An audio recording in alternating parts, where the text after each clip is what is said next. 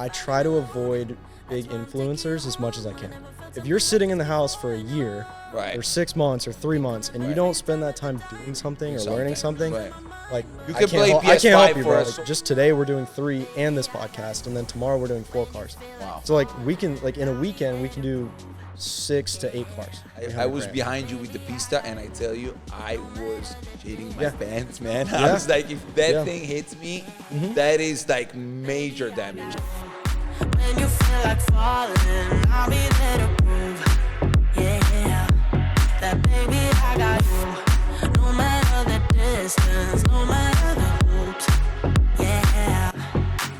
Ciao Bolide family, here we are, second episode of Bolide Talk. So we're here with another legend of Miami. He became a legend in Miami. I wouldn't go that far. You are. In the car scene, guys, he's very well known. He's pretty much shot every single car of almost every collector in Miami, or getting close to that, right? Exactly, a lot of them.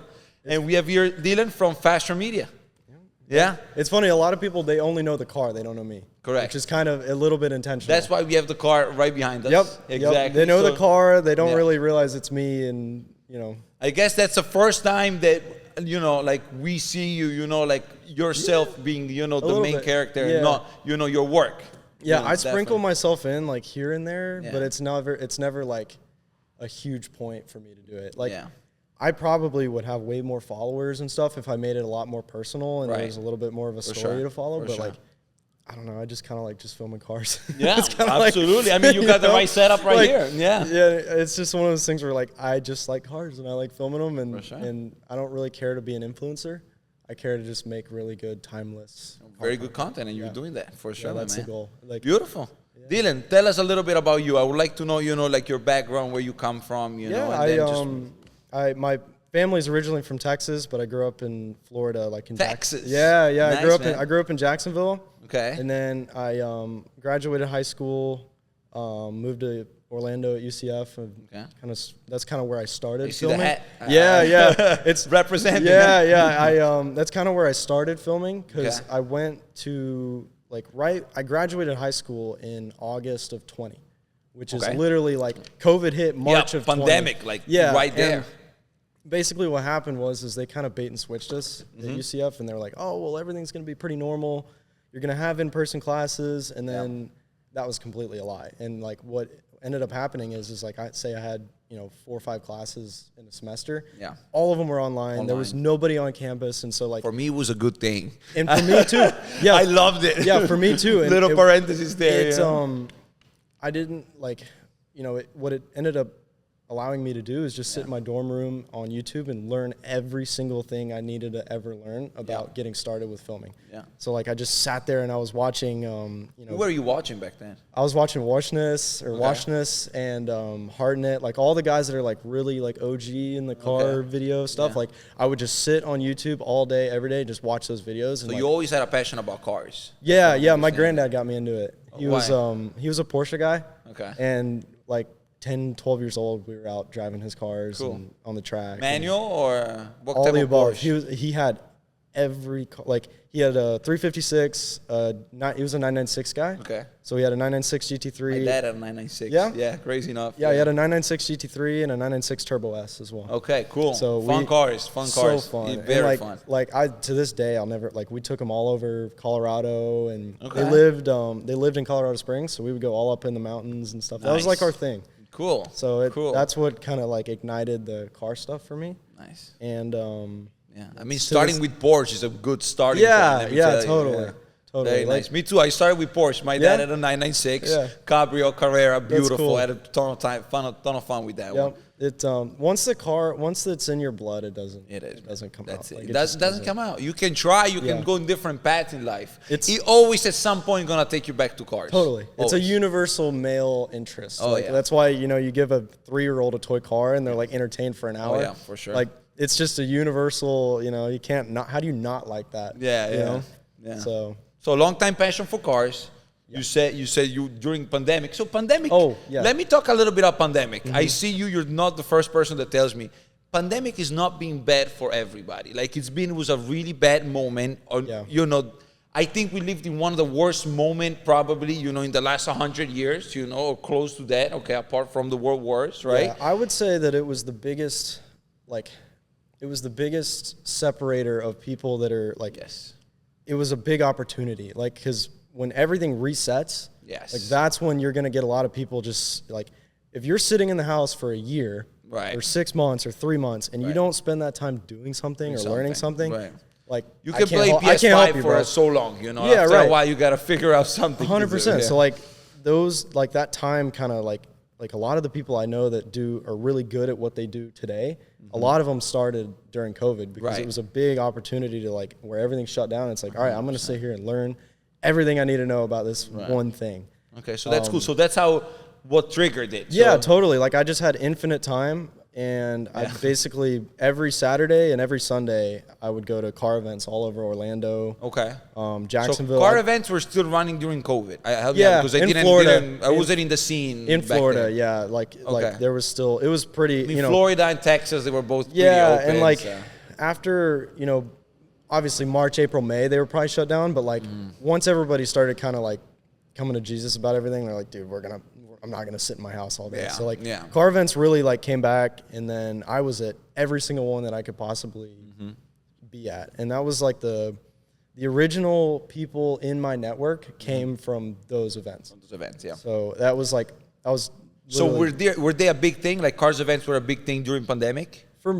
Like There were like a totally. good like amount of people, Yeah, good amount of totally. cars, like people were coming out. Yeah, I Okay, mean there would cool. be big turnouts and really good cars, and Cool. obviously people were a little bit, Yeah, you know, I mean, yeah. they weren't like Distancing. yeah, a little bit. and you know, that all was just such whatever. But like it was definitely still like it was pretty. It was good. It was pretty normal. Okay, yeah. cool, So like cool. that was like really what started. Like I would just go with my camera and take pictures. Nice. And like my original network all started from meet cool just- people and yeah, just, yeah, do yeah, it. like, and then when I really got into video and I started like really wanting to you know do it, I just took all the people that I saw in the that were tagged, and I think I DM'd 200 people. I was like, hey, I want to film a video of your car.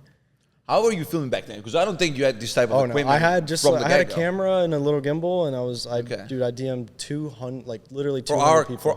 for our videographer. What camera was it? It was a Canon EOS R. okay. It was the first R. Yeah. Okay. And I literally DM'd 200 people, and I got one yes. Okay. And then that one yes turned into a spider web of people, and I met more people. And then after that, from that group, I actually met a guy that we became really close, and he was starting his own rally. Okay. And he basically said, "Hey, I want you to do all the media for the rally." And Nice. at the time, I'd been going on other rallies across the country. Okay. And they had media teams on those rallies that had rigs similar to this. Okay. And I would send them pictures. That's where you of got it. the inspiration. Yeah. Oh, totally. Yeah. And basically, I didn't have any money, like any. Right. And he was like, "Dude, how much is it to build one of those?" And I was like, "Oh, it'll be thousands and thousands of dollars." And he was like, "Well, what do you need to like get started?" And I was like, "I don't know." And so we both started kind of researching it, and it only came out to be like $4,500. Like it wasn't even that okay. much because I had the camera, I had a gimbal that both like worked. Okay. So like really all I needed was this arm, which by the way, this is the same arm. Oh, okay. So I just needed the arm, the poles, the suction cups, everything else I kind of already had. And he was. By the way, basically- I get scared when like we did Yeah. couple of Yeah. couple of shooting with you guys, and this guy is like hauling ass on the highway, like going like 65, 75, and he tells me at the beginning, "Oh, please go slow, maximum 55," and I'm like, "Okay, I'm gonna try to keep it easy." I'm with the pista last time we did it. Yep. And you're going 85, and I'm hardly keeping up with you. I'm Yeah. like, is the suction gonna hold? And then like I find yeah. out like it holds. Oh yeah, it holds. It does hold. It holds. Yeah. But yeah, basically he was like, "Hey, look, I'll just go and order all this stuff for you. Just do my calendar of events this year for free." And I was like, "Dude, deal." Yeah. Like it was only like 4 events, and like that was literally my start. So I went. That was like 2020. That's what you got your foot into the yeah, door. yeah. That was, by that time it was 2021. And so from 2021 until 2024, I was full freelance.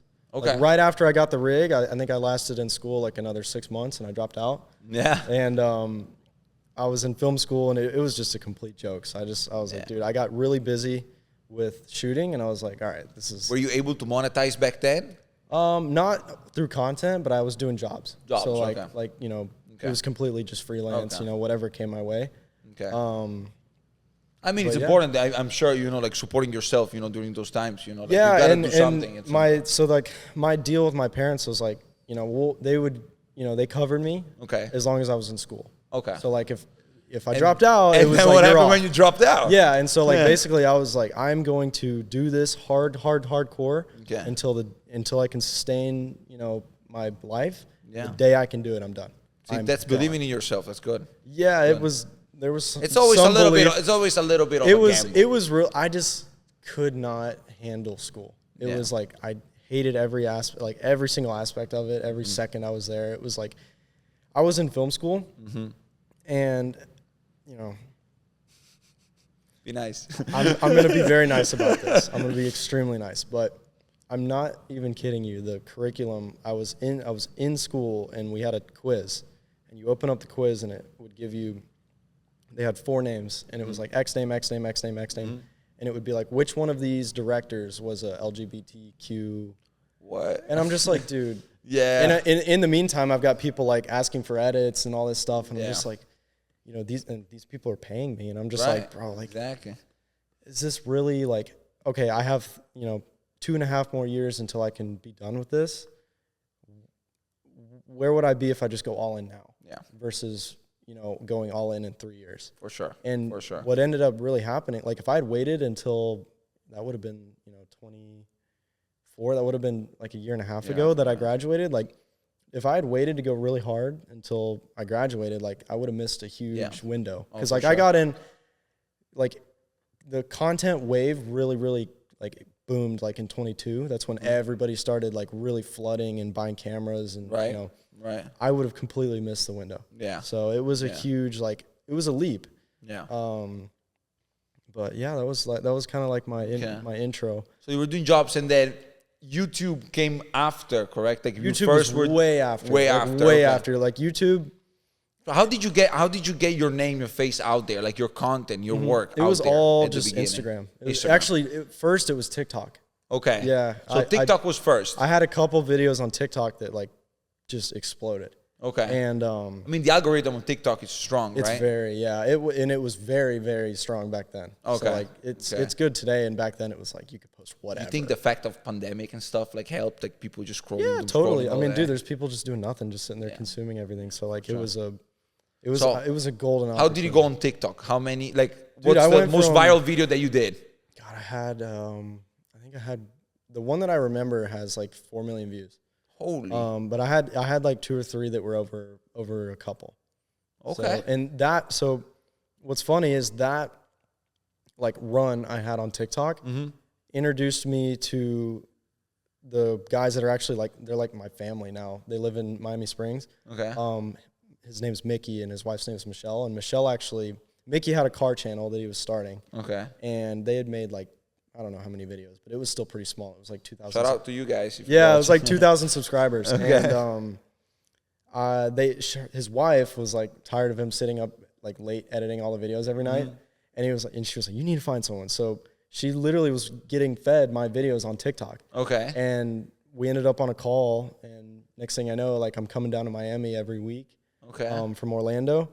And that was like the first chunk of money that allowed me it was the first like, reoccurring client that allowed me to drop out of school. Okay. So like, it was like, all right, well, my bills are paid. Okay. So you had a backup. So when you were going through, your separation with college, let's call it that way, you had a way of sustaining yourself somehow. Yeah, totally. Okay. It wasn't a bunch of like, I needed a bunch of different jobs. Like I had that one, and then everything else was kind of just gravy. Okay. But yeah, like that was my first. It's not an easy lifestyle, I'm sure. Yeah. It's the worst. But yeah, that was like my first kind of like, all right, like we're getting into this. So like at that time I was doing Mickey's channel, and then some rally stuff here and there, and whatever random thing came up. Right. But that was like, those were like really the grassroots times for me that like, cool. And during that time I was still learning how to film. Like I wasn't that good yet, and so it was like you were building it up. I was literally learning how to do it on the days of jobs. Like Okay, it was like there were so many times where there was a massive problem that I had never had before, and it was like, oh my God, I got to figure this out. Yeah, it was. That's the beauty of it too. Yeah, and every single penny I was making was going right back in. Of course. Every single penny. Of course. I mean, you were at that point probably that, you know, like you just needed to get better and better and better to get to the level that you're now. Yeah, you know yeah. what I mean? And for me, like I just always watched those guys that I used to watch on YouTube, Right. and I was like, I'm not really happy until I'm to that point, like Yeah, that fair, quality fair. level where it was like I would still look at my stuff and be like, dude, this ain't the same. Right. So it just was like I was like, So those guys were doing rolling shots of cars? yeah, and I just loved it. Okay. I just loved cool. it. I was like, that's why. I gotta Okay, do that's that. why you always wanted to do rolling shots. Like that was the main. That was the main thing. Yeah. So okay. So yeah. TikTok. Then you said on Instagram you started doing really well. yeah, I did a lot on Instagram as well. Okay. You got to how many followers on Instagram roughly? Time like 20, 30,000. Okay, good. Yeah, that was back You then. started getting like a good reach. Yeah, Okay. it was a good reach, and then you know, I was feeding that into jobs. Like Okay. people would find me on Instagram, and then Were you able to monetize anything on Instagram? Like not really. nothing. Yeah, If I got anything from Instagram, it was like $5. yeah. Like, So it was nothing. what actually made you transition into YouTube? So in 2023 was my biggest client work year Okay. ever, Explain a and little at the time I had like 3 or 4 retaining clients. Like I would go all over. Like it was like Miami all the way to Orlando. I was all over the place. And it was right when the 992 RS came out. Okay. And a buddy of mine got like one of the first ones Okay. in cool. Jacksonville. Nice. And I was already in Orlando. So I was like, hey, dude, like, I really want to film that car. So we went out one morning. I drove like 3-4 hours up there to go do it. Didn't charge the guy anything. I just like, I need to film that car. Yeah, Like yeah. it's hot right now. Like, you know, every gotta video. do it. You gotta do it. Every video of one is crushing. Like I got to do it. So we go out. It's him and his buddy that had a matching spec 4RS. Okay. And so we went all around Jacksonville. That's nice. Yeah, we went all around Jacksonville for like an hour and a half. Okay. Just did like a morning drive. Nice. So I posted the reels because that's all I really was doing. It was like Okay, so you were only doing reels. this was at totally for short form. Okay, short form content. So okay. like I posted all the reels, and it was the typical like fire, this is sick. yeah. Like, you know, bunch of flame emojis and whatever else, and like next thing you know, a week and a half later, like it's done. Yeah. And I was like, dude, there's got to be a way to like this. I have an hour and a half of footage. Like, how do we like do more with this? So I was bored. I just went to Starbucks one day to like peck on the computer. And I took all the footage from that shoot, put it on a timeline. I put some like epidemic elevator music under it and just sent it on YouTube. I didn't even cut the bad moments. It was like, Oh, yeah? you know, there was moments in that video with the camera spinning around. Like I didn't even cut it. Just laid all the files on a timeline, colored it, music, export. And it was like an hour and 10 minutes. Okay. So forgot about it the rest of 23, the rest of 24 until about like October of 24. And then I looked at it and it was at 250,000 views and they'd made like Look at that. $2,000 in ad revenue. Nice. And I was like, whoa. That's when you Whoa. figured that. Yeah, I was like, dude, I didn't even charge this guy and I just made more money than I would have charged him not Nice. doing anything. Nice. So that was kind of the light bulb moment was like, like Thanksgiving in 2024. Because 2024 was like a really rough year. Like it was like all of my retainers from 23 were gone and I was trying to get more and it just wasn't like, I was really just not happy with what I was doing. Because it was just like, I'm like, dude, where does this realistically go? Yeah. Like you just run around and try to chase these guys around for a retainer deal and they're really shady and they just don't really want to do it, but they should do it. And then the people that had success didn't want to stick with it. And it was just like the hard part about doing client work as a videographer, like if you're working on YouTube channels and Instagram pages and stuff like that, like small stuff, not big production jobs, is that you are entirely subjected to your client's life. Of course. So like if you have a guy that has a really bad month in his business, dude, you're done. You're gone. Like if he goes from doing like 50K a month to 20, he's going to freak out and start cutting. And dude, if you're $4,000 a month, like you're gone. That's just the way it is. For sure. And that happened to me like over and over and over again where like we would be doing really well. Yeah. And the guy would just like, you know, whoever it may be was just like, hey, either I got a full-time person and didn't even like give you an opportunity for it, or Yeah. you know, I'm just not going to do this anymore. And I'm like, bro, we just like crushed for the last 5 months. Like, what are you doing? One of the first things they cut, right? Because Yeah, they don't see money flowing in right away from that. 100%. So, yeah, and that's the other thing. And so I just kind of got to the point where I was like, dude, like I need out of this. Like, this is just not what I want to do. I don't see this scaling unless I just go the full agency route where I have a sales team that are pitching like restaurants and like stuff I don't want to do. Like I want to film cars. Right. So I looked at the YouTube thing and I was like, dude, this is, you know, I don't know if you saw a prospect. Yeah, like there, I don't like no one's doing this. Yeah. I don't know if it's gonna work, but you know what? Like I'm gonna start tomorrow. So like I hit up the people that I knew were immediately gonna be down, and we went out and did one, and then we did another, and then we did another, and then we did. Next thing I know, a month had gone by and we did 10, and then I was like, in January, February of 25, I kind of like had a light bulb moment where I'm like, dude, these videos don't take that long. Like we go out on a Sunday morning at 8 and we're done at 10. Like, bro, we have the rest of the day. So then we started doing like 2 in a day, and then we started doing 3 in a day, and then now we're like just today we're doing 3 and this podcast, and then tomorrow we're doing 4 cars. Wow. So like we can, like in a weekend we can do 6 to 8 cars. Right. And in South Florida there's an infinite source of cars to go. Of course, yeah. So huge market. Yeah, I just kind of looked at it and I'm like, all right, I know what I don't want to spend my life doing, and that's chasing around people for $500 to $3,000 jobs. That's not what I want to be doing. I know that 1,000%. It's not what I want to do. So I'm going to dial back on that. Mm-hmm. I'm still going to do this. You still got to pay bills, right? Like I live in Miami. This place is expensive. So you still got to pay bills. I'm going to take the ones I need to. But like if it's something I don't want to do, or if it interrupts the schedule on the YouTube stuff, I'm not going to do it. And it was a big risk because like when I made that decision, the channel was only making like $500 a month. Yeah. And like, dude, that's not even, that's my car insurance. Yeah, that's nothing. That's literally my car insurance. So like, exactly. That's not and on top of that, like the videos are expensive to go and film. Like I'm putting, between the depreciation on my car, gas, I got to pay Reed, like all tires, that stuff. Brakes, everything that and that's goes not on even including that. Of the car. Yeah, that's not even including that. Right. Like, dude, it's expensive. The equipment that you have on. Yeah, I mean, you're looking, that's. How much are we looking over here? Realistically. 20 to 25. Okay. Yeah. Including suction mounts and everything? Yeah, and like the expensive stuff is from like my hand down.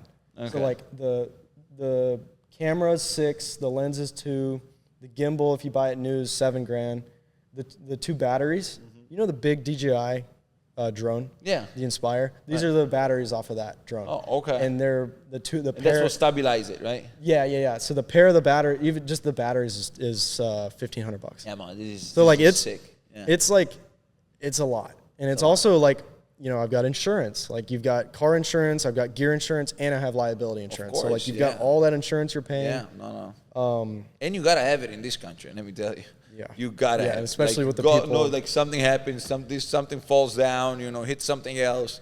It gets worse and worse and worse. You know. So it's it's a no, lot. for sure. And like I tell people all the time, I'm like, dude, it's like, you want to get into shooting cars, like you better be prepared. You got to know your equipment. Like it happens all the time, even to this day, where like there'll be a problem. Mm-hmm. I can troubleshoot this setup within 5 minutes, no matter what the problem is. Right. It's either we're going home, it's that bad, or I've got it fixed in 5 minutes. Yeah. But you have to know your stuff, or else like one, you just look bad. Right. And then 2, you gotta like if that camera falls off, and even like any of the cars we film are behind us, you're looking at minimum like 50 to. Right. I was behind you with the Pista, and I tell you, I was shitting my pants, man. I was like, if that thing hits me, that is like major damage. It's major. Like what's a full front end on a Pista? Expensive. It's 6 figures. It's 6 figures minimum. It's expensive, yeah. I mean, on an $800,000 car atelier, like then you got to paint match everything. Like it's insane. Like it's a lot. And I'm not gonna lie. Like that stuff to this day runs through my head. Like even like when we're at gas stations in between shoots, you bet your ass I'm sitting there looking at that thing. Right. Looking at every single little Allen key on there and every single thing, because like, something big like that. You gotta make sure I hate is to, healthy. like, I'll probably be the brokest guy on your podcast. Like, I hate to say it, I don't got $100,000 to go and replace your front end. No. So, hell no. like, Hell no. that's, that's the kind of stuff that you have to, like, really, sure. like, if you want to get into shooting cars, like, yeah, you gotta be ready for that. you gotta. So between you actually figured out that what you wanted to do, like how many cars were you shooting when you decided to go into the 1 hour video, like full time? In the beginning? At the beginning. Like you were able to do how many cars roughly? We were doing like 1 or 2 a week. Like I One or said, two we a were week. like really, Light. really like Okay. light. Light. Okay. And then, like I said, we got it into the point where it was like, all right, well, now we can do, dude, we could do 3 this weekend. Yeah. Whoa. Yeah. And then now we can do 4. We could do, Yeah. and then now we could do 6 to 8. That's kind of my cap. Okay. But yeah, it's Is it hard? Is it hard to find people, or like kind of Yeah, like that's probably the hardest part. The word like spreads out a little bit? yeah, finding people's the hardest part because you've got, there's people that are, I would say like of all the people I message, I have like a 50% success rate Okay. on actually getting them. Why do you think is that though? You guys do it for free. Yeah, it's funny. Like even when So, something's free, yeah. you still have a lot of people that just aren't interested. Okay. Whether there's some people that just don't care about content at all. At all. And I get it. Like they're Yeah. 60-year-old dudes. Like what do they care? Screw that, yeah.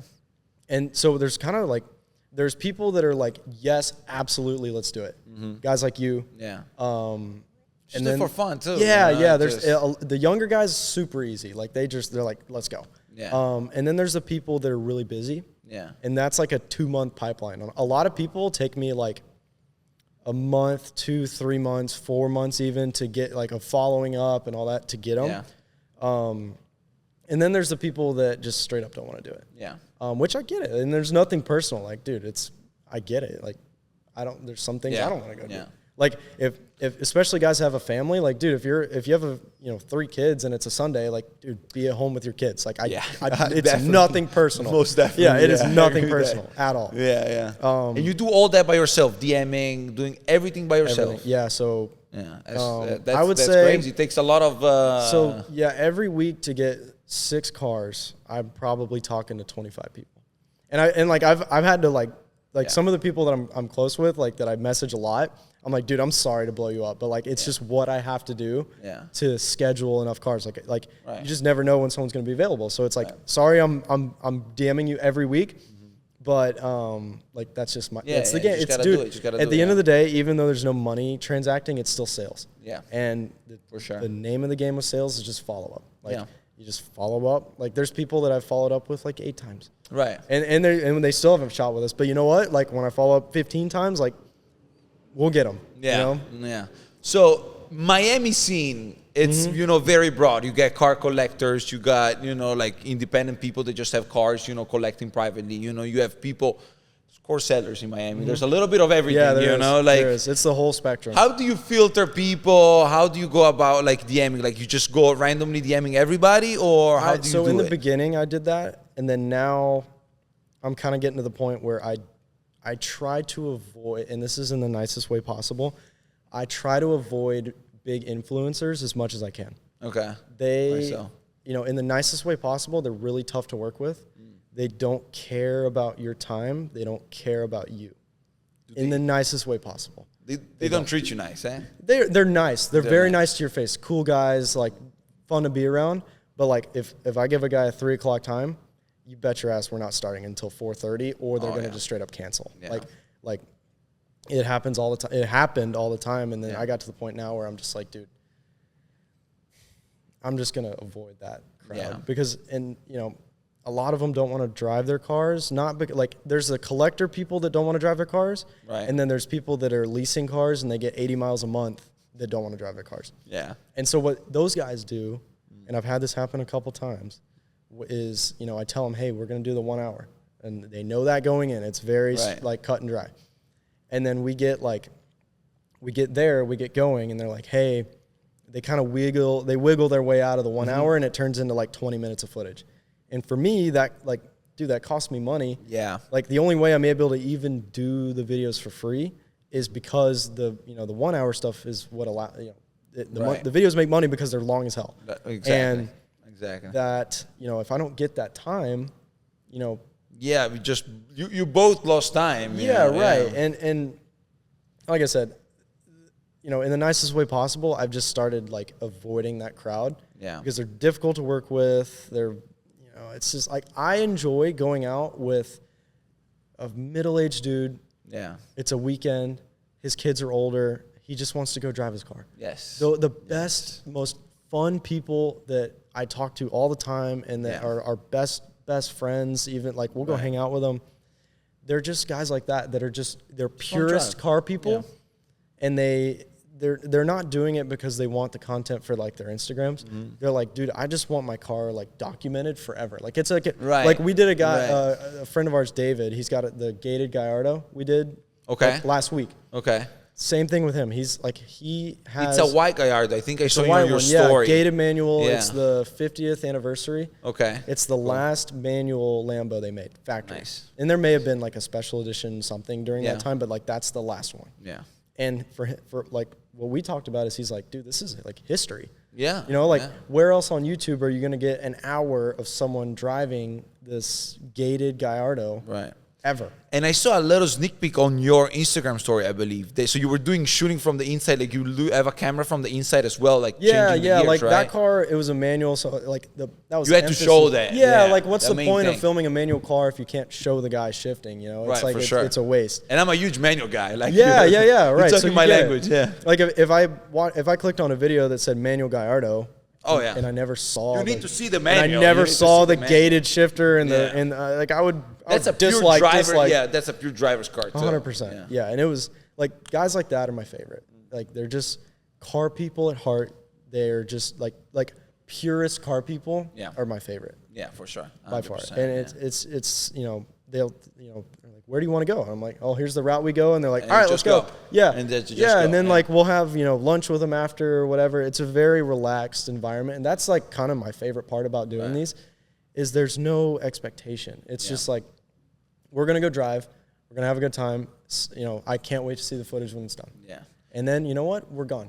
And if someone's got a problem with it, you didn't pay me anything, bro. Yeah, no, exactly. Yeah, that's what's the worst. And again, in the nicest way possible, like if you want to have expectations, pay me. But if when you're not paying me and I'm spending my gas, can't really say much. Yeah, like and that's there's no BS to deal with. Yeah. There's none. It's just we go shoot.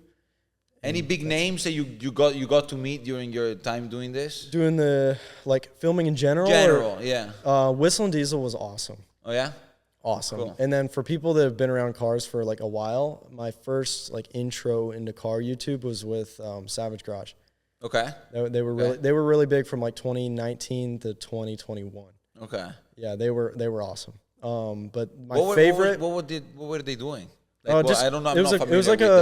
It was another kind of one of these car vlog channels. Okay. A lot.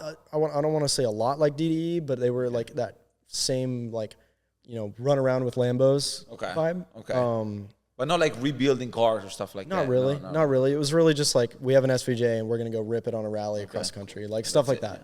Yeah. And they were huge. So you were working with them? Mm-hmm. Okay. Nice. Yeah. That was my intro. And that kind of was what type of content you were doing for them? Just recording what I was helping them. I was helping them as a B cam shooter. So B-roll, we went on Crown Rally West in 2021. And I didn't know much about doing that kind of shooting at all. So, the stuff that I shot them was probably useless. But that was my intro. And then I worked with Whistle and Diesel a couple times in 2024. Okay. That was so cool. Yeah. Those guys are people can say whatever they want.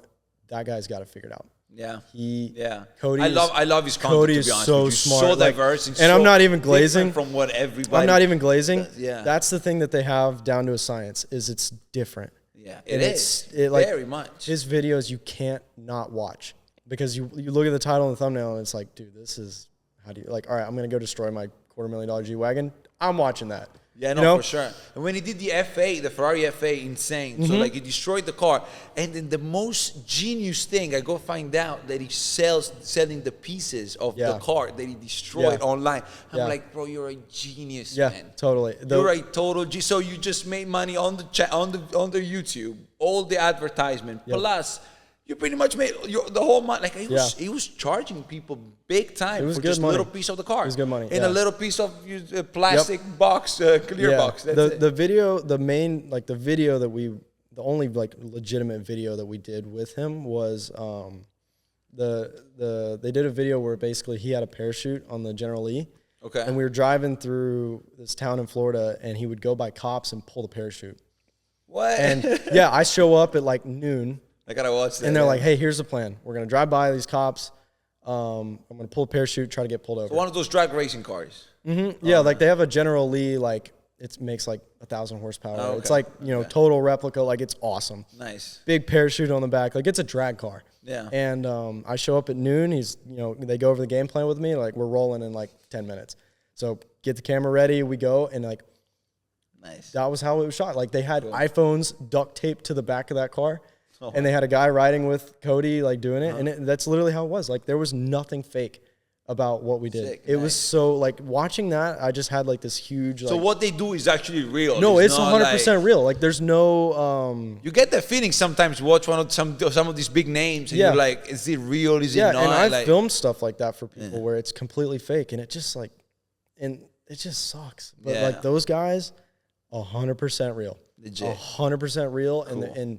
and it was so cool. It was Nice. so, and we were like, I had the camera front mounted like on the hood, and we were just like sitting at gas stations waiting on a cop to drive by, and we'd see one. It's like go go go go go go go, and we pull out of the gas station, and he'd rip the chute, and like Oh, it was that's so it. Yeah, cool. yeah, Yeah, it's cool, yeah. completely organic. And the funny part about it was we were in Bradenton, which is where the Freedom Factory and all that's at. Okay. It's like a race town. Like Okay. those guys, it's like Hicktown in Florida kind of vibe. And the cops didn't care. Really? Yeah, they didn't care. They were like, didn't pull him over. So They they had didn't pull him over? Yeah, yeah. So they had to then go. Right now like, they pull you over for a little for that little piece that you have yeah, mounted on your car. Yeah, and I get stopped for like windows and like I literally just got out of a ticket the other day for the plate frame. Oh yeah, plate frame. Yeah, It's horrible. What My they're court doing. date was yesterday. Oh yeah. Yeah, they dismissed it. Oh, That yeah? window tint, and then it was a mess. But yeah, No, the plate frame, like they're going crazy right now. Like I have a friend that he refused to take it off, and they put him in yeah. jail. I mean, Like, the reason that they're doing that, in my opinion, is a they're lot of people are like messing with it big time, man. Well, I noticed. I saw look- one guy that I saw a flash, and literally half of the plate disappeared at right. once. So that I completely understand. Like I don't support people going and like running the plate covers that drop down and cover up your plate. Yeah. But sorry, I don't the plate frame. Come on. Yeah. And the reason I think they're doing it, and this is just me being a whatever. They want to have a reason to pull over 90% of people anytime. Because think about how many people on the road have plate frames. It's like everybody, 80, 90% literally of cars. everybody. Right. Now You a go- lot of people I see they've been taking it off. Just Dude, you because go they don't to wanna you go be- buy a car from a Chevy dealer and they're throwing their plate frame on. course, So like yeah. now all of a sudden, if they're looking for probable cause to pull somebody over at 2 a.m., they will pull now you they've over. got it for Yeah. 80% of cars. Yeah. That's just me. Yeah, no, for sure. Is that what it is? I don't know. We don't that's know, but like- that's what I think. the same time, I see there's a huge market for people like taking the plate, sending to a company, and a company emulates the plate in Yeah, a I different had one. color, but I it's had one like actually that. you have I one had like one that. in like 2023. I had one. It Find was out sick. it's a huge It was thing in super cool. Florida, It was- especially like a lot of Yeah. people have it. It's Yeah, crazy. I had man. it for a while, and then just I got pulled over for it, and the guy's like, "Dude, take this off." I was like, Yeah. all right, I'm not like running a replica plate. I can do without that. Yeah, Like, I mean, I that's a can little understand- much. I gotta can- be on the cop side on this. It's I a can little understand that. Like, Yeah. you know what, dude? This plate was made in a garage. That Yeah, I kind of get that. Like, But like I said, the plate frame. Come on. Yeah, the plate frame. That's That's a an little- exaggeration of the law, as Right. you know. Like you can it happens read. a You lot can of the read time. my letters on the back, dude. Oh Come yeah, on. no, for it's sure. not. Yeah, It doesn't. It's good. Yeah, but right now they're complaining even if Sunshine State, like you Yeah, gotta see that- the. I got pulled whole over for thing, that yeah. plate right there. Yeah, no, for sure. And I don't know, dude. That kind of stuff is just a little bit. Yeah, it excessive. is. So, and any cool stories with cops with while shooting? Let me think. I mean, is this set up like 100% legal? Like, Yeah. let's be honest. Yeah, like, I mean, what's the difference between this and a bike rack? no, that's fair. Nothing. Yeah, that's Nothing. fair. All the police that I've ever interacted with are awesome. Okay, Like, they're cool. And it actually gets me out of tickets a lot. Yeah. The rig, yeah. Like Okay. I've been stopped for window tint probably 5 times in the last 3 You years. still have them on? Cool, Yeah, man. because I tell them, I'm like, look, I'll literally point in the back of the car. I'm like, see that camera right there? I'm like, the camera's like $17,000. I'm 145 pounds. I'm at gas stations at 2 or 3 in the morning. Like, I just respectfully, it's a safety thing. Yeah. And 85% of the time they're like, dude, I get it. We're like the guy that wrote me the ticket for the one that I just got out of literally said, you know what, dude, we're all out here just trying to make a living. Okay. Cool guy. Okay. He said the same thing about the plate frame. Kept it real, yeah. Yeah, and you know what, like, yeah. So the having the camera rig and everything is like a huge kind of like. That is a plus. Eh? Yeah, and it's also like just a talking point when you're pulled over with them. It's like, you know, this is what I do. You know, I'm not just some guy driving around a blacked out AMG. Like, sure. You know, I use this car. Like, this is my business. Like, I'm not just some kid whose parents bought him an AMG when he turned 16. Yeah. Like, by the way, it sounds great. Your car, like, I love sounds it, great, dude. This and is it moves. Yeah, this is my second one. Oh yeah. So I had one. I bought my first C63 like a month after I turned. The week I turned 20. Okay. And I walked in there. They had it at Lexus Orlando. Okay. I walked in there and I beat the salesman there. Literally, you beat the salesman. I got there at like 6:30 in the morning. Oh, you got it early. was like, just waiting dude, to buy I want that car. You wanted yeah, that one because it was like a really good deal. same color as this, or Yeah, they're all black. Oh, they're all okay. black. But I wrapped that. They're both wrapped. Yeah.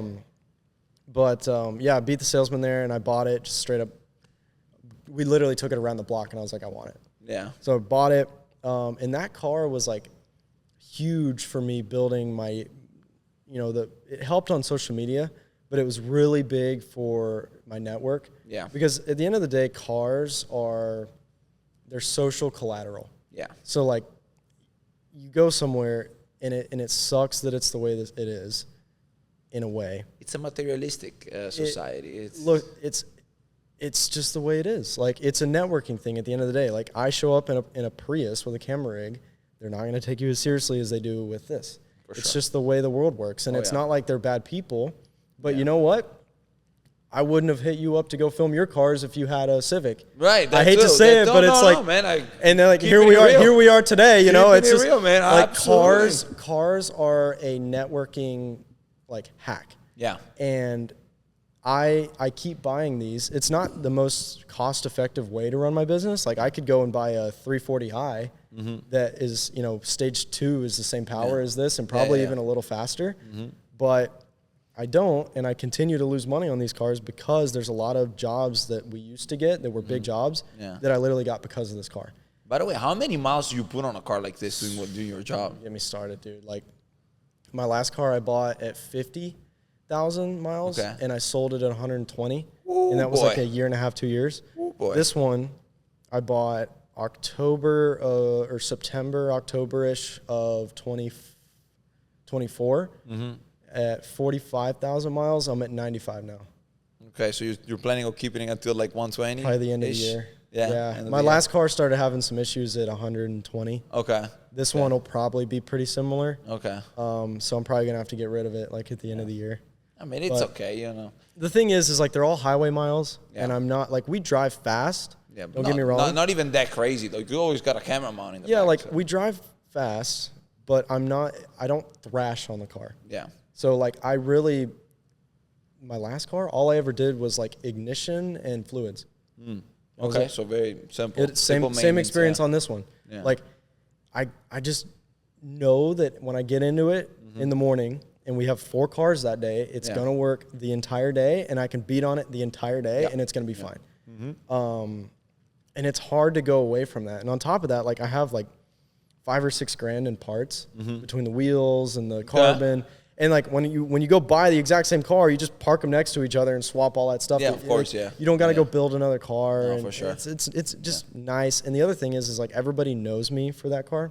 Right. So if I sell it and I go to something else, somebody else goes and buys a C63, they get the benefit of the last 4 years that I spent being the guy with the C63. So like then when they go places, it's like, oh, you're the guy that films videos and you have the Mercedes. Yeah, I am. Right. Like they're not, but now they are because they have the car. So that's kind of like my, like I said, is the car the best way to run my business? Is it the most, a financial advisor would probably look at it and go, like, this is stupid. You're losing $20,000 in 2 years because of depreciation. It's like, yeah, but dude, there's but he helps. $8,000 jobs I used to get just because the car got me in the door. Sure, and it's like, all right, dude, like, what's that worth? Because that one client then spiderwebs into 5 more, and it's like, all right, next thing you know, the car pays for itself. So your social media right now, let me ask you, how many followers do you have on YouTube right now? So YouTube's at 48,200. Okay, so as of like right now. Okay, do you like how long did it take you to get there?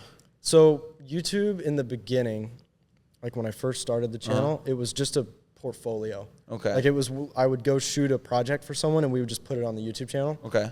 And some of those projects were like car cinematics. Okay. Somebody wanted one. Yeah. And those videos for, I posted them like 2022-ish, 2023, like my first ones. Yeah.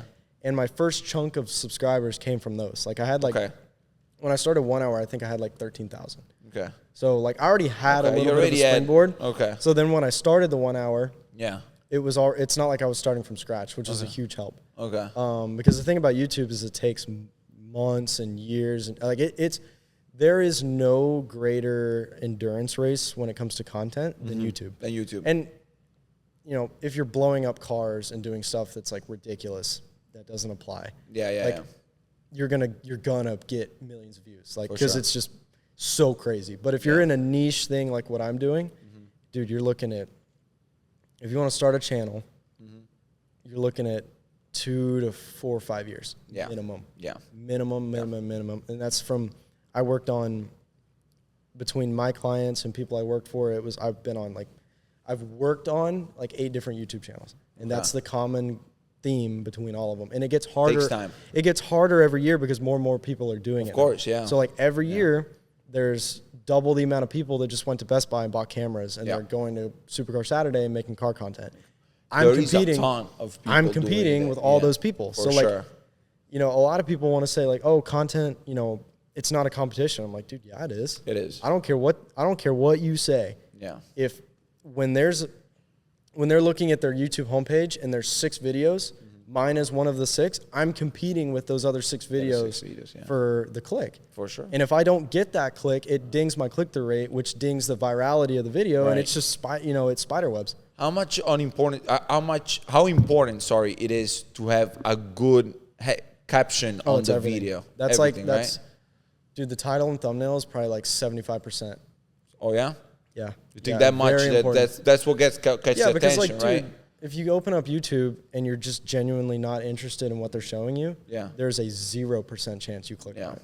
Yeah. But if you're somewhat interested, it takes it really doesn't take that much time to just create a title and thumbnail that people. Do you have a way you do it? Like you just a pattern you use? All I do for all of my videos is I just take a really nice screen grab from the video. Okay. Somewhere where the car is really big in the frame. That way you keep all the data. Okay. I just screen grab it in the editing software.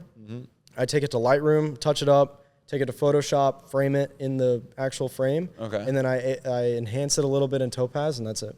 Okay. And just run it. That's how I do it. And then the titles are all pretty similar. It's like 1 hour X car, 1 hour, 6 hours X car or X thing. Okay. But it's pretty simple. The thing about my stuff is like it's so cut and dry. Like it's, someone just, 80% of my audience is on TVs. Oh, and with that audience, they're not looking for 2-minute entertainment. You know how many times I go to shops and I find your videos? Really? It happened, I swear. It happened 2 weeks ago. Where I go to this shop in by the airport. It's called Bahamas Upholstery, by the way. Shout out to them. Yeah. Very cool people. Thank you. So they just made this lounge room area with the nice big TV over there.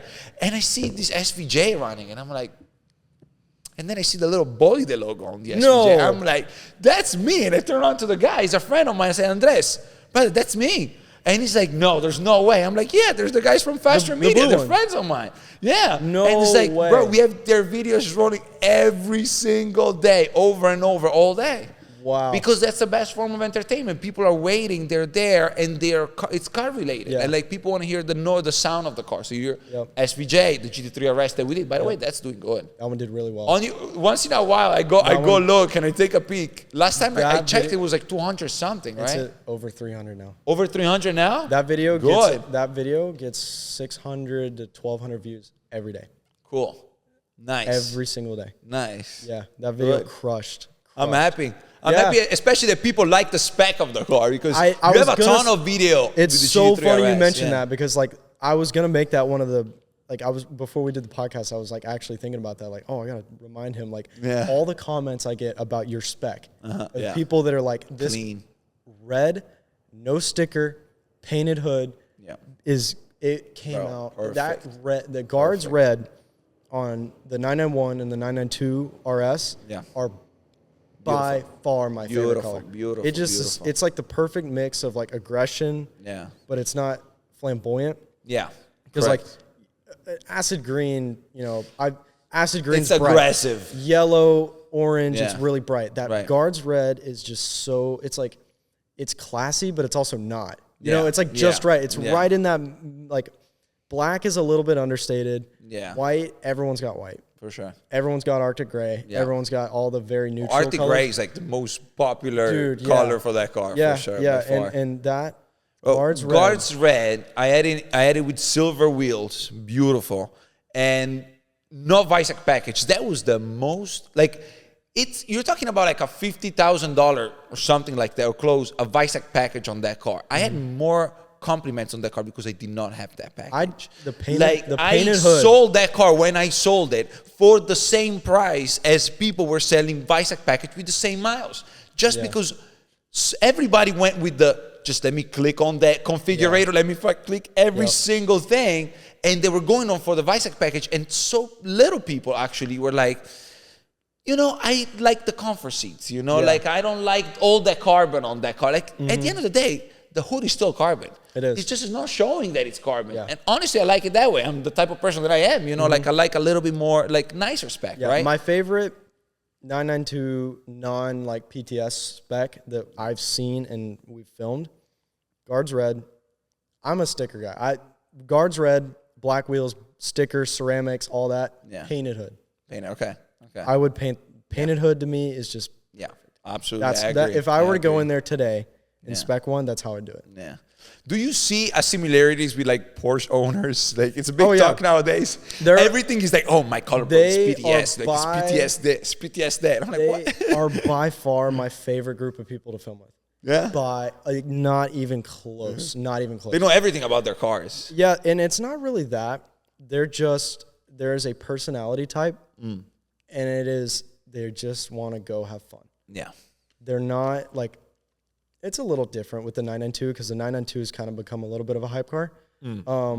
But vast majority of them are guys that are just purist car people that want to go drive. Yeah. Like one of my favorite... Porsche people are usually that. Yeah, one of my favorite dudes that we've filmed with several times over the course of doing the YouTube is Josh. His thing is Gibbs Drives. Okay. Shout out to you, by the way. We have like 3 cars that 3 videos that his car is in. And that dude, like I'm going to Sebring with him on the 30th. Okay. And like he's just there to have a good time. And he has like 13,000 miles on the car and they're all track miles. He did Euro delivery and did all the tracks over there. Really? And he tracks like 2-3 times a month. No way. And that dude is just down. Like he drives and he's a cool dude. Like cool. I want to meet this guy, man. I need to go to the track more. Oh yeah, so, yeah. Like Porsche guys. Like, and every time we film one, it's just we have such a good time with them, and they film really well. Like they just, especially the 992. It's a really easy car for us to film because it's so angular, and it's so like they just crush the design, and that's part of the reason it's become such a hype car. Yeah, and I mean, like they're going almost twice as much as sticker guys. Like that's ridiculous, and they keep on going up. Like right now, for example, I thought I sold mine at a high, but honestly, like they're going up exponentially, and they keep on going up. Right now, like you're seeing example, like before I sold mine for like 900 and something miles, so like I didn't drive it that much, but still good amount of fun. Yeah. And now, like, you see 1,500-mile examples that are going like 50,000 over what I sold mine for, right? Yeah. So And they keep on going up, you know? Like, and honestly, I'm happy for that car because it's a fantastic car. It drives amazing. And it's the first time I'm saying it. I'm missing it a little bit. Like, I'm starting to miss it, you know? Like, with those money, I bought the Scuderia that is back there, you know? See, but that's a good use of the funds. Right, yes. You know, it's a beautiful car, but at the same time, GT3 RS. My favorite, it's legit. and maybe this is a little bit of a whatever, like some people would disagree with me. My favorite car, the one that I, like when YouTube really hits, this is the first thing I'm going to buy, is 991.2. Okay. The 991.2 it's still like a little bit imperfect. The 992 is like too good. It doesn't have the DRS, It's so, you know, it's the fixed wing. Dude, you know. The 991.2, it still kicks you a little bit on the shifts, like on the right I drove shifts. that on the track. It's fun. It's just fun, It's man. fun, It's man. so fun. And it's, I always had a dream in my mind, but now that you're saying to have that in green. I don't know why I always had that thing. I think that car in green looks so good. Yeah, my favorite one I've seen, again, guards red, painted hood, just perfection. Perfection, dude. It's so good. So tell me a little bit. So now we talk about Porsche owners and now like Ferrari owners. Like you see them like they're very different, right? Honestly, the Ferrari guys that we've filmed with are cool because they're all younger. Okay. Like I'm not younger. So you see Ferrari owners younger. Okay. Yeah, and like the Ferraris that we've done have all been, I mean, the guys have been really cool. I'm not even in any of the networks of like the Ferrari club guys. Okay. Because that's an entirely different group. different ball game. But as far as like South Florida guys go, the Ferrari people are cool too. The ones that are really difficult are Aventador owners. Like why so? It's the mileage, because like the miles are expensive. Yeah, they are. And then it's also just the type of person. You know, in the nicest way possible, they're busy. Yeah. Very busy people. Like, dude, you're not getting a $600,000, $700,000 car being, you know, just being a nobody for doing nothing. Yeah, right. For sure, yeah. But then they're also the kind of person where it's like, I do what I want. Yeah. And you know what? You can do what you want because you own a freaking SVJ, which means you also probably are doing pretty good. Yeah, for sure. So at that point, you know what? Yeah. But getting those guys scheduled, and once we have them scheduled, they're fun. Yeah. They are fun. And they get down. But getting them scheduled is a little hard. No, I see every SVJ owner that I met, you know, other than myself, you know, like it's everybody rips. Yeah. Everybody rips. Oh, and they're on it the whole time. All the time. Like revving. Yeah. All the time. The purple car we did, Colin, his Instagram's Agent Wright. We did his car like 2 weeks ago. Agent Wright. It's the one with all the flames. The blue is purple. It's got all the his purple cars are collection. purple. Yeah. Dude, he burned 2 tanks of gas for that video. No way. Yeah, 2 full tanks of gas. I mean, you gotta say that the Aventador tank is pretty small. Yeah. Compared to the size of the engine, especially. Yeah, you know? I mean 2 full tanks. Yeah, and like crazy. Guys like that, like those are like 10 out of 10. 10 out of 10. Just want to go have fun. Yeah. And the difference with those guys is, you know, a lot of the people we film with, they just want to watch it. Yeah. Those people, I give them the option, like, hey, if you want the footage, you can totally have it and use it for all your content. Right. Most of the SVJ guys will then go and do that. So they'll send it, I'll send it to them, and then they'll send it to an editor, and they'll use it in their talking head clips or whatever, which is a big way that I get them sold on even doing it in the first place, is I'm like, look, they can free, use the content, it's free, and you can go and use it. I don't care. I just want my YouTube video, dude. If I do not care about anybody using my stuff except for people like ripping my stuff off of YouTube and going and posting it on TikTok and stuff.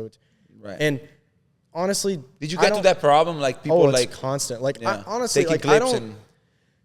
Short form, I don't really care, to be honest with you. It's a little annoying when they don't tag you, but at the end of the day, like there's no significance to it. They're gonna go, even if they go get 1 million views, what's it matter? Yeah. It just doesn't. It doesn't matter. It just doesn't. And like, but the one I do care about is when they'll go download my whole video, re-upload it on YouTube as the exact same title, similar thumb. Oh yeah, straight up. I've had to take down like five videos where people will just go rip the video off YouTube, post it, and YouTube will like show it to me.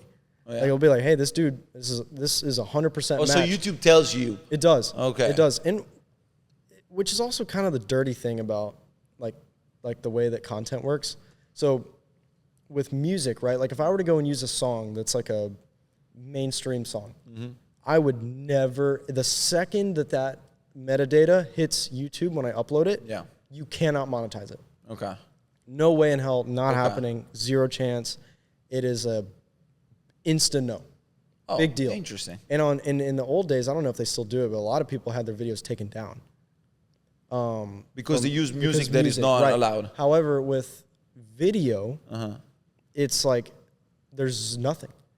There's actually I have a friend that had a YouTube, what they called YouTube automation channel. Okay. And he was making content about like rappers and stuff, and he would rip their music videos and hire a script writer, an editor, and they would just create, news like, oh, 6ix9ine just did this. Okay. And they would use all the footage from his music videos and news and all this stuff. And under what's called the Free Rights Act is like you can, as long as it's under 7 seconds and you repurpose it, they can do whatever they want with your content. Oh, wow. Yeah. Oh. I don't know if that's still a thing, but that's how they were able to do it. Oh, interesting. Which is kind of, it sucks for guys like me because like my stuff is the video. Yeah. And I have no help from any of the platforms on keeping it mine. Zero, huh? Whereas even small music creators, they can go and just, and I have like cinematics on my channel, like the short edits of cars, where I'm splitting ad revenue with the labels because it's the way it is. No way.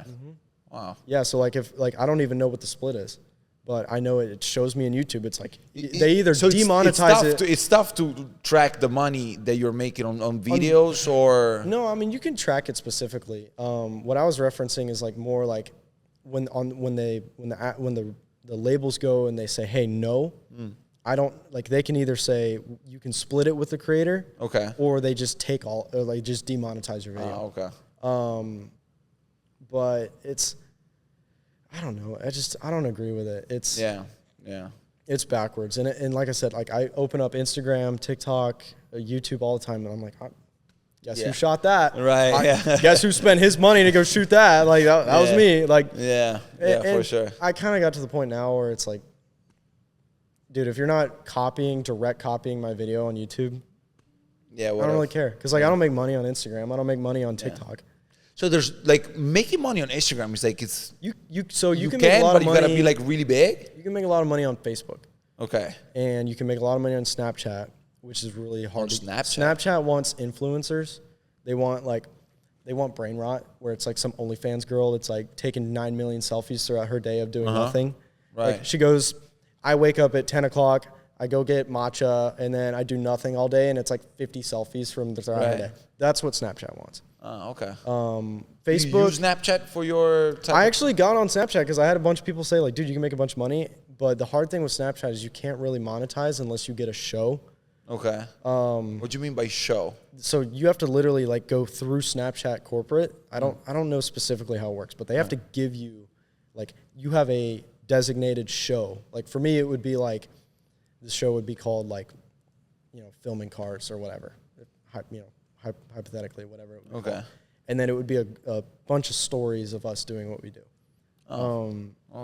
But they don't, like, my kind of stuff is not really what they want. They want, like, the David Dobrik's of the world, and they want the OnlyFans chicks. It's brain rot. It's really just, like, the degradation of society kind of stuff. A little bit. And, like, I don't know. Like, that, everyone's got their own opinions on those kind of creators, but I just have no respect for any of that stuff. It's like...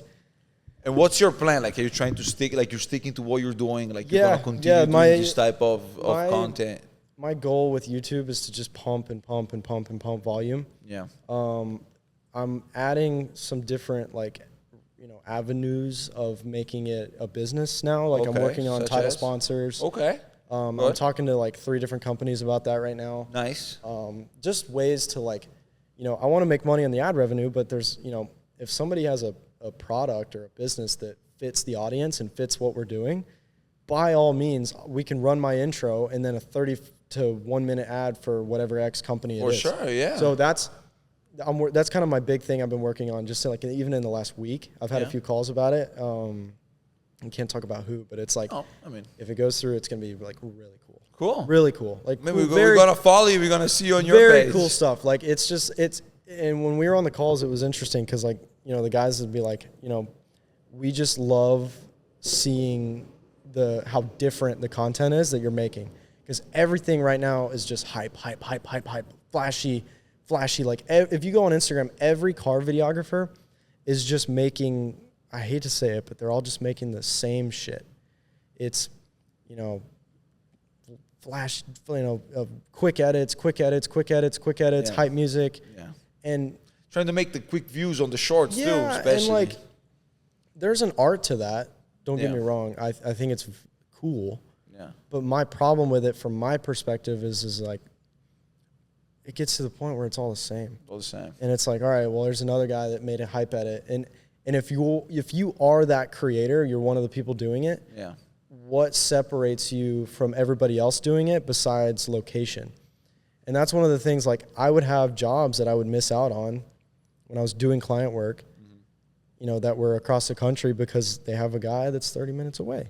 Yeah. And it's gotten commoditized in that sense. And the thing that I like about what we're doing now is that it's, you know, if somebody wants to copy what we're doing, go for it. Go for it, yeah. But I will put this on you will not be out shooting 8 cars a weekend. Yes, I promise you. You will not you will not put 30,000 miles on your car. And like, I enjoy the fact that it's really hard. Yes. Because no one else is going to go and do it. No. What it requires to even get a clean hour of footage is like, you have to have one of these, because if you're in the back of a van, it's not happening. Which I see people doing it on YouTube. That's how I started. I kind of like skipped that part of my story, but so one of my best friends, like at the end of high school, I bought his mom's minivan that she raised them in. Okay. And built a harness in the back. And, you know, that's how I started doing, you know, rollers. Because I would see all the people doing it. I'm like, not there at the time, there wasn't a lot. It was like a couple here and there. Yeah. But I saw that and I was like, dude, this is awesome. Yeah, gotta do it. Yeah, and it's great if you live in like a Utah where you can go on the highway and be the only one. Right. But you know the Florida road, like it sucks. Like everywhere you go is traffic. Everywhere. And if you no matter what. Yeah, and when people are driving on the road and you've got a guy hanging out of the back of the car, it's just not. It's not a very. No, you can't do that. It's safe to an extent. Like the harness, you're not gonna fall out unless you're a dumbass. Yeah. But still, it's not the safest thing that you can. It's just not, and it's not good for flow of traffic. It's just a very chaotic way of filming. Yeah. It's chaotic. But were you able to get clean shots out of that? Yeah. Yeah, I got some good stuff throughout my time doing it, but it's definitely not 1 hour videos. I think it would be tough you to get do an hour maybe 10 video. minutes of good That's footage. what I'm saying. Maybe. Yeah. Exactly. So to do what we do, you need a rig. You need to be good at running the rig, and then you need a plethora of cars, which you can only find in South Florida or in LA. Yeah. Or somewhere else that has such a giant car scene that How you can do you see Texas? Like said, there's the car scene in stuff Texas is, you know, like yeah, it's there's growing. stuff in Texas. I just, you know, I like people hit me up to do like, oh, you ought to go here, you ought to go here, you ought to, you know, ship your car out here, and I'm like, dude, I can get the same car in Florida. Yeah, exactly. So why would I go spend all the money driving No, for somewhere, sure, or why would I go ship my car X place that's 1,000 miles away when I can go hit up. You get everything down here in Florida, that's for sure. Like everything, even just South Florida itself, like everything. Like the car scene here is so giant that, I mean, like the crazy thing is like if there's ever cars that I really want to do that I haven't done yet, I'll just put a post out on Instagram like, hey, I'm looking for, like, for example, recently I wanted a big turbo Mark IV Supra. Put a post out, and dude, I had one that week, and the video was freaking awesome. Fantastic. And it was a guy that's like, you know, middle-aged dude. He doesn't really post his stuff on social media that much. Like, those are the kind of, like, that's the thing about South Florida is, like, there's cars sitting in these garages that, you know, people here just have money. Yeah. And there's cars sitting in these garages that are like, what in the world, dude? No, like, man, what in it's the crazy. world? I see stuff that, you know, down here that I never thought I would see in a million years. The craziest thing we did was the F40. That's my favorite video we've done. And the guy was so cool. Yeah. We went out at 4 a.m. Beautiful. 4 in the morning. There was no one on the road. Nice. That car, it was shooting flames. That's my favorite car of all time. It was shooting flames, and we've done 200. I've got 212 videos right now on the 1 hour playlist. Oh yeah. And some of them are compilations, right? So realistically, we've probably done like 160 cars. How did that car do? Did it do good? Pretty really good. good. It's not like a huge number, but the thing about my channel is they start a little slow. Like my best performing videos start really slow, and then like, dude, exponentially gonna go up. A year or 2 years later, they'll start going. Yeah. But that was by far one Yeah. of the coolest. It was just like, You need to know how to drive that car too. Like that car, like is not like an Yeah. easy car to drive. No, like not everybody can get behind the wheel of that. You know. Yeah, and to No this, power steer, manual. Yeah, you got to no this ABS. Like that thing is brutal. yeah, I go back and watch that video, and I'm just like, dude, Yeah. it just doesn't get better. Awesome, man. It just doesn't get better. And there's a lot of cars that we're still kind of, I want to check off my box. Yeah. Such as, let's see if we can make it happen today. I'm working on a Jesco. Oh, okay. That's big. I really want a CGT, Carrera GT. Okay. I'm working on an F50. F50, I might be able to get you. Yeah? I actually, there's a guy that, you know, it's a friend.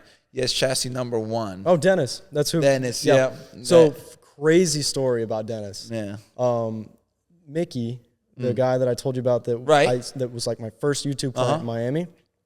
We were doing like a vlog one day, and we were leaving lunch, and we're sitting in downtown Miami at a red light. Mickey had a 765 Spider. Okay. And we're sitting at a red light, and a full carbon, exposed carbon Senna pulls up right next to us. Whee. My rig was on. Mickey was vlogging in the 765. Oh yeah. And we were just like, "Are you kidding me?" Like, dude, it was like the most Miami. It was literally the most Miami thing that has ever happened in my time being here. Yeah, no, I'm where we just sit there, and there's a $1 million McLaren Senna full carbon that just pulls up right there. Yeah. And we're like kind of waving at him, and he was kind of like, he didn't know us, and so he was kind of like a little standoffish. And then, dude is gone. Yeah. Dennis was a factory driver for BMW. That dude can drive. Okay. And so we're kind of like, dude, we want to get a shot of the two cars together. So you started going. Yeah, and the thing is I don't think Dennis realized that I had the camera on the car. And so we kind of were like, dude, we were going up 95 Express, like moving, going after him. And then we finally all caught up.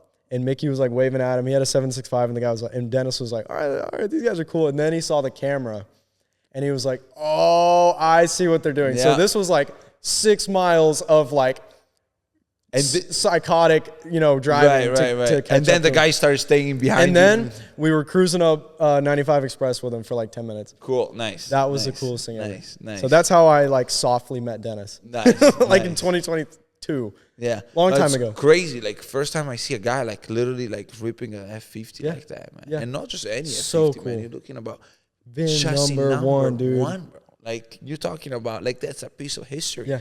People are worried of putting 1 mile into that car. And that's another thing about what we're doing now, that especially after looking at the Mecum stuff that I've like really looking at. So like, dude, eventually these cars that we have done videos with, bro. Like, dude, we've done the F40, we've done your Pista, we've done 3 Pistas, we've done LFA, we've done P1. You had an LFA too? Yeah, cool, yeah. Man. We've done all these cars, and I'm like, dude, great sounding car. We have to do them as soon as possible. Yeah, because people are gonna be scared of driving it more and more. All right, listen. We did the F40. What's an F40 with like 15,000 miles worth? You know better than I do. 15,000 miles, around $3 million. Okay, $3 million. Yeah. Are people going to go out with us when that car is $30 million or 10? Oh no, forget about that. Or even 7. You got to get somebody that is like completely out of their mind. And that's the thing, is like we're kind of on a clock to the time when people start parking them, and it's done. Yeah. Because they're like, I'm not going to go drive $10 million. For sure. As much, like, the guy that we filmed the F40 it's not just with, miles at that point. At that point, it's a huge liability for anything. Like anything that could happen to the paint, or anything. And the guy with the F40, he bought his to drive. So he bought a little higher mile one. Like him, it doesn't really apply to him, but like there's a lot of people of cars that we've done that I think 2-3 years from now, there's no way we would. Yeah, there's no way. There's no way. No, what do you think your Pista? If the market continues as is, dude, if your Pista was $3 million, there's no way we would have went out. There's no way. The market, so the market right now, like I don't even know how to read it to a full extent. Okay, so the way I read is that cars that are harder to find, limited production cars, they're all going up. Like no matter what, they're all going up, right? Yeah. From the dumbest little Ferrari, like to the most expensive Bugatti, they're all going up. Thing is, they're going up at a rate that is kind of like insane. And what's happening is now with the new auction that are coming out, they're going now, they inflate. There's some people, okay, that I don't want, I guess I know who they are. I don't want to know who they are, but I don't want to say who they are. But they're like inflating the price so much, and they do it because they have other ones of these cars. For example, the example for the 918 Spider, the orange one, okay? The reason why it went that high, because the guy that bought it, okay? I'm going to tell you after the video who the guy is. Yeah. But the guy that bought it has 6 of them.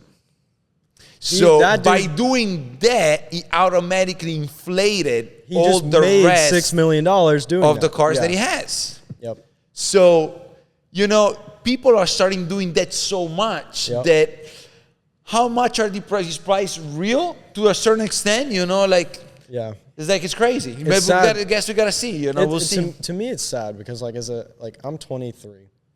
I didn't come from I didn't come from one of these families that you see around here, and it's like I open up my phone and I see that, and it's like, dude, every day it gets a little further away. Yeah.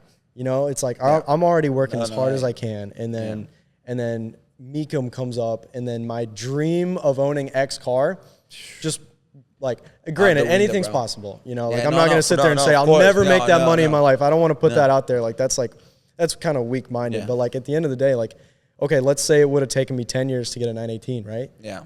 Now it's 15. Now it's 20. The barrier of entry with exotic cars is just getting higher. It's getting higher and higher. And that's why now you're seeing all these ridiculous financing stuff. I have good news for you. SF90 and 296 are doing good. Yeah. They're tanking in price, bro. Thank God. Thank God. That's exactly what I wanted. Yeah. If you want one of those two, you're good.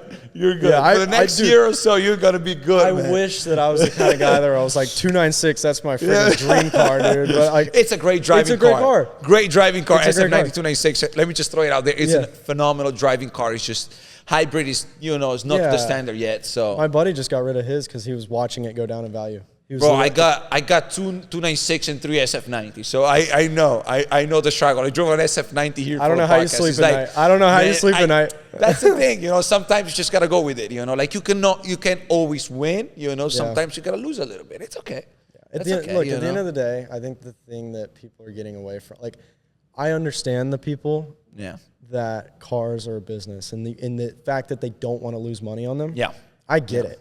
Yeah, 100%. I'm seeing it as a business now, so it's. I hate losing money on this car, but at the end of the day, for me, it's different. Yeah. But to me, cars are just fun. Yeah. And when I go and get a car, I'm gonna go and put 100,000 miles on it because what are the memories worth? Dude? No, for sure. When I go get a car, that car is gonna go everywhere. Yeah. It's gonna go everywhere, and that's just thing that I tell you. I had an experience with a guy. I'm driving out from Supercar Saturday. There's a guy with a black Enzo at Supercar Saturday. Yes, guess you know the guy. Man, yes. I tell you, Drives some of the best memories of Supercar Saturday itself for me being I did that for I think 7-8 times already. And the best time that I had is driving on the highway, lost because we didn't know where we were going. It's me with the G3 RS and this guy with the Enzo, and we just ripping it, man. Dude. Up the highway. That thing was amazing. That guy, literally, I tell you, that guy just that day, because we drove a little bit. We drove then we went to Las Olas, we went to another place, and then went back to Hollywood. So we did a bunch of, I think that guy, he lost that day alone, easy, $50,000, $60,000. I tell you, easy, that day, out the fucking window. But let me tell you, the moment you have that type of money and you have that type of car, bro, screw $50,000. Go get behind the wheels, drive that thing. 100%. I'm not saying trash the car, but drive it. And respectfully drive it. I hate to be the guy that's like, oh, you're a bitch. You're not driving your car. It's like I get the financial thing. I totally Yeah, get for it. sure, Because for sure. trust me, whenever I go and sell this car and I'm upside down like crazy, that's stuff. Yeah. That sucks. Yeah. But at the end of the day, if you were in the position to own an exotic car You want to experience it. properly, You got to experience at that point, you got to experience it. No, And for that's- sure. And, you know, that's kind of where you get into, like, I see it happen a lot in Miami where these guys are buying cars too early. Yeah. They're like 21 to Yeah, they're 25. not ready to actually They just enjoy had it. their first big month, and I see it all the time. And they're going and buying the car, and then next thing you know, they disappear like 6 months later Yeah. or a year later. Yeah. And then it's like, I see it all the time. I mean, you see you must see all these guys that just buy the cars just to show off, that try to get their name out there on social media, you know, and post a ton of video reels and all that, doing all this. I've seen some crazy stuff, and a lot of it I can't really talk about because I'm not in the position to go tank on someone. Yeah. But I've seen some stuff where it's like, bro, why? Yeah, I know. Why are you okay, you've got 4 cars. Would your life be any worse with 2? No, yeah. Would your personal brand be any worse Yeah. without the extra 2 cars that you really don't put on there that much? Like, it's just a little bit of like there's like a little I bit did of see, let me tell you, just a couple of weeks ago, a famous guy in Miami, not going to say who it is, like right here, very close to where we're located in this moment, he got his car repoed. Like big time repoed, I tell you. That's one the of my, repo guy was all over him for like a week, and then they repoed him late at night when they pull out the car from it's a real thing. I thought it was all fake, but it's an actual real thing, man. It's bad. So both of the iconic repos of the last like 2 months, we filmed both cars with the owners that got them repoed. No way. Yeah. Cool. And it's like, and you post that content? It's my content, dude. I didn't charge no one nothing. Cool, bro. It's my content. I'm gonna go check it out. I want to check it out now. And I will say the green car, we were given a mileage. Hey, let's try to keep it X miles. Yeah, we might be talking about the same car. And the blue car, there was also a mileage. Like, hey, I'm not gonna drive it. Yeah, but I mean, they do it for the content. At the same time, like, be honest about it. I'm buying it, I'm leasing it, buying it, whatever way you do it, and I'm doing it for the content. 100%. Don't act like you're the big shot, man. Like, it's okay, it's fine. We thing, don't care. Like, honestly, we don't care. I don't care. My thing is like, all right, if you're gonna go buy a content car, dude, I get it. This is a content car. Yeah. Like, I should not really be. Don't buy a $4 million content. Yeah, no, I shouldn't be losing 20 grand every 2 years driving this car. But that's what, you know, I do it because there's a return. They're doing it the same way. But when you go and you get a car like that, and then you go on Instagram and you degrade everybody who does not have that car. Correct. Come on. And then you really can't afford it. Yeah. It's to me, that's no different than an OnlyFans girl. Oh, because it's just it's degrading to society. Like, how agree. many like 16 to 30-year-olds watch that content that are still figuring themselves out? Yeah. And they lay in bed at night and feel bad about themselves. Yeah. When this guy behind closed doors is just lying to them. Like, it's just not good for. It's not to me, it's not an honorable way to, like, if I'm going to go buy But right now it's a competition. Like, in Miami, it's a competition, and there's literally dealership. We're not going to name names, but there's dealership that base their whole structure, their whole business plan on that. On repo and leasing these cars like, at $50,000 a month, you know? And my thing is like, if I go, maybe it's just how I am, and I'm not in their business, so I don't get it, and I don't see their numbers. But if I'm gonna go buy a car, and it's a pinnacle car, and it's something that everyone's like, dude, this is awesome. I'm gonna use that as a way to, like, dude, like, I want to share it with everybody. Not saying like, hey, I'm gonna go put 1 billion miles on it, because I get it. There's a mileage limit, but I'm gonna go back to that thing where it's like, dude, when you go on Instagram and you just start acting like you are superior, and you are like, you're broke. You are so broke because you don't have this $5 million car. Right. When that's not a $5 million car, that's an $80,000 a month payment. Yeah. And and honestly, being 20. And reality of the fact, that's beyond the point. Like the point that the car costs $80,000 a month, that is could be a lease, could be a rental. I honestly, there's a lot of speculation, and I don't even care to the point.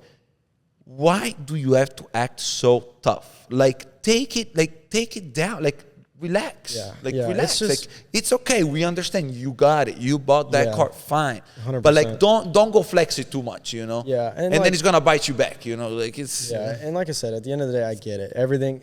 It's a business, dude. Like you go buy that car, and then you go and look at your payment processor on your whatever thing you're selling, and it's going like this. Yeah. You know what? I get it. Yeah. But going and making a bunch of young, impressionable kids feel bad about themselves. Yeah. Because they don't have something that's like that. Because I'm not 23 and I drive a Bugatti. Yeah, and it's like, I can't support it, man. Like as much, like I've filmed with all these people, and they're nice guys. Like they're nice guys. They're not assholes. I'm sure. It is the whole asshole thing is a front. Yeah, no, I'm sure. They're nice guys. Yeah. And I think what happens is they do it a little bit, and they have some success doing it, and then they do it more, and then they have more success with it, and it's like, dude, all in on the asshole thing. Yeah. Like, you know what? I get it. It's like, for sure. I don't know. It's just sad. Like, and it goes all the way back to the thing where it's like, I just try to stay away from the influencer. That's fair. It doesn't do me any good. I'm not going to go and get jobs because, and they're not going to send people to my videos. Yeah. So my stuff is for purists. It's not for I want kids to watch my stuff. Like watch videos. Right. That's what they're for. Right. But they're gonna be there. Like long after 100%. One day we all be gone, and after that day, your video is still gonna be out there. Yeah. The people are gonna still watch it 30 years from now. 100%. YouTube is still gonna be there, man. Not going anywhere, bro. Yeah. I don't know. That's just not the route that I want it to be. I want it to be a documentation. Yeah. I don't want it to be of that era, of that car. Yeah, and I don't want it to taint the significance of the car. Yeah. Like one of the things that I see a lot, because I have friends that have, customization shops and whatnot, is these guys go buy the cars and then they ruin them. And if it's a super limited car, that's a car that can't be shared 20 years from now. Yep. It's now junk. And it's like, yeah, and I have no place to tell them what to do. I don't have. I'm nobody in the grand scheme of the day. Everybody's gonna do what they want.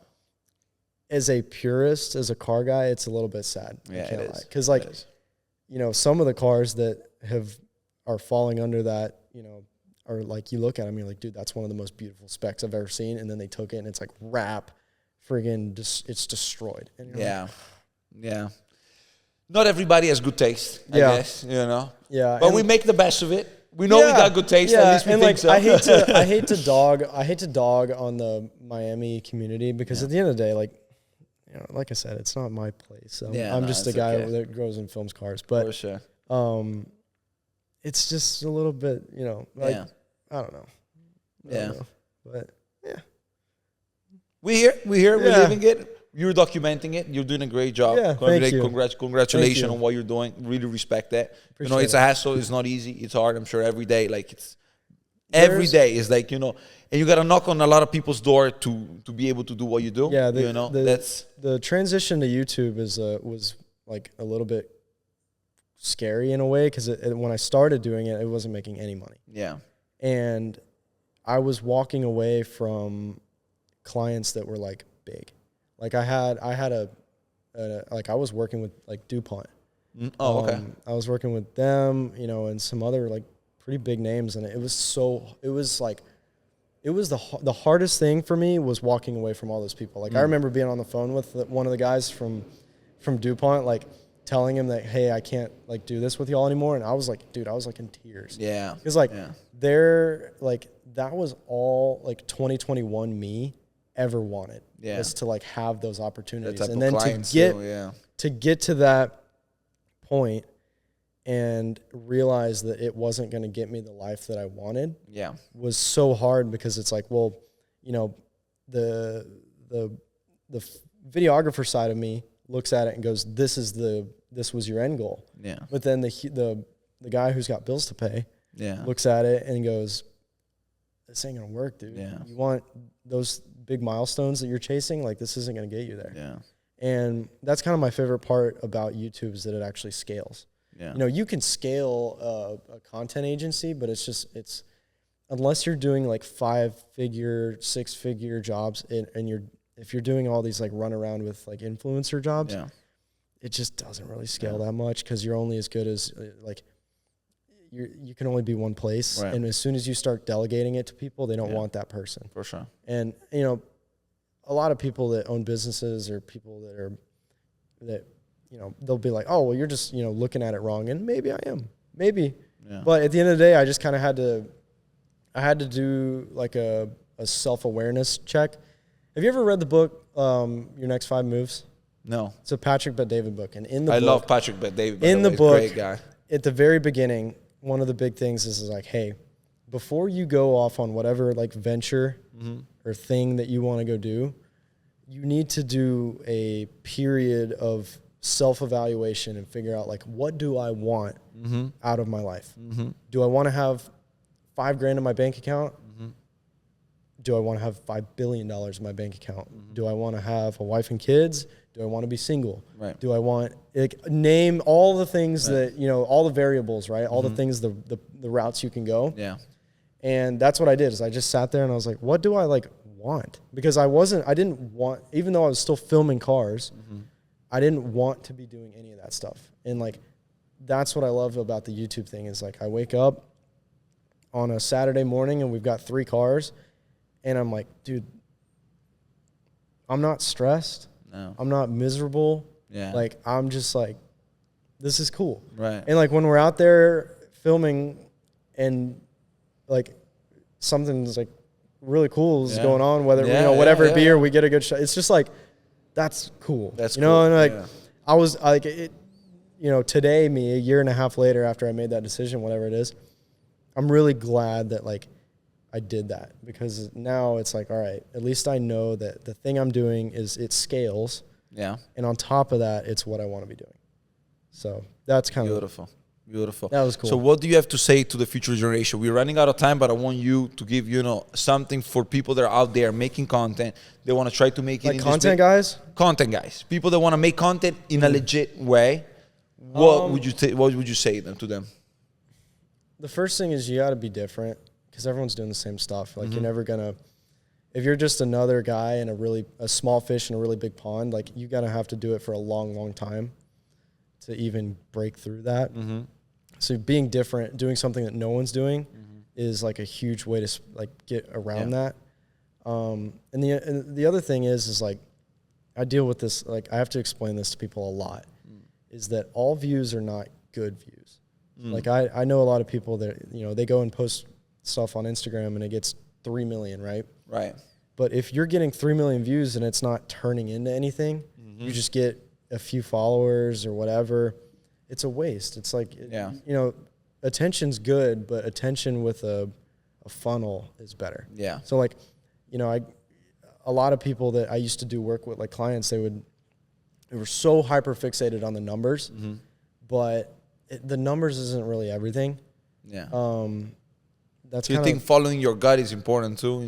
Just make stuff significant, man. Yeah. Like, why does everything have to be so just like here today, gone tomorrow? Like, it's just like, it's not like sometimes I'll just sit on Instagram. I'm like, bro, why did you even take the time to make that? Yeah. Like, it's just pointless. Pointless, yeah. You know, so like, that's kind of like that's what I like about what we're doing now is like the F40 video. Like, dude, that video in 20 years is still going to be there. Oh, yeah, for sure. As long as Google keeps the YouTube servers up. Oh yeah, that video is going to be 1,000%. So like that's, to me, that's cool because like, you know, kids, you know, people that aren't even alive today can go and see that car being driven. Oh yeah, like driven, and that to me that's cool because like, you know, how many cars were around back in the day that were cheap that are now $1 billion cars or whatever that you know, it's a little bit like out of touch now. Like the days of them just being ripped around are over. Yeah. Like back in the day, like I remember I was at a Ferrari dealership in Chicago, and the guy had been a Ferrari sales, or like he worked in the dealership network for a long time. Okay. He's like, dude, when the F40 was new, we used to just take him out.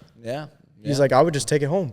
I mean, it was an equivalent of like an SF90 right now, pretty much. Yeah, like Yeah, that's same kind of the difference. level. It was like, I think it was a few $100,000 back then, or no, or exactly. whatever. It was 400,000. Yeah, and it wasn't like they didn't sell all of them. Yeah, no, not that much. Yeah, not that much. And you expect examples still existing. They're very little right now too.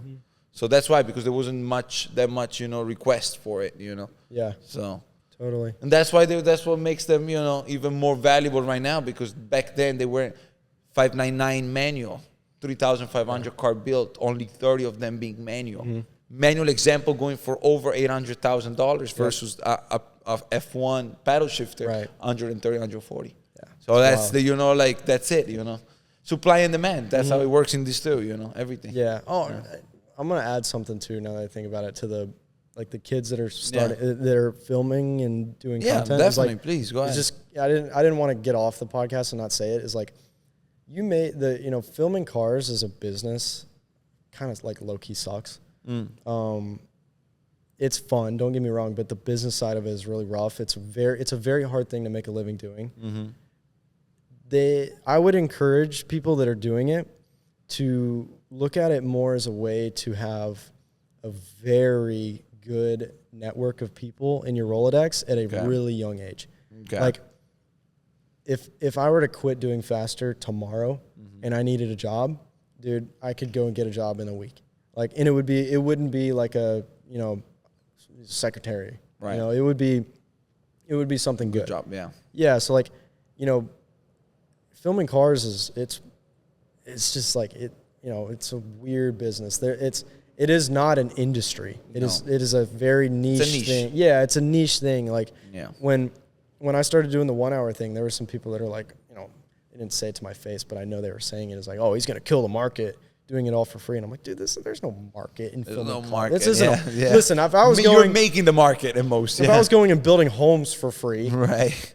Yes, that's a market. At that point, yes, but that's an industry. That's a market. But filming cars, like, that's not a market, dude. So like, I would, this stuff is niche. So instead of like, maybe, use it as a way, like, and use it as a way to just build a really good network. Yeah, that's kind of like the thing that I think is like the most important. Yeah. No, for sure. I didn't want to get off and not. No, absolutely. That was something I thought about a couple of days ago, and I was like, have a solid network is a very important thing, and this definitely gets you to talk to the right people. Yeah, especially at a young age, man, because like a lot of where else are you gonna meet a lot of these guys? Correct.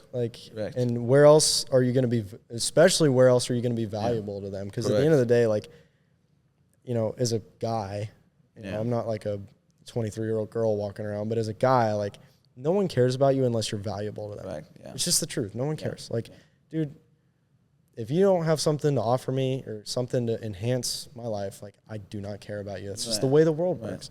And at the same time, I would like to encourage, if you have young generation watching, I would like to encourage you, go out there and try to meet people, talk to people. And be valuable. Whatever type of environment you are, try to go out there and talk to as many people as you can.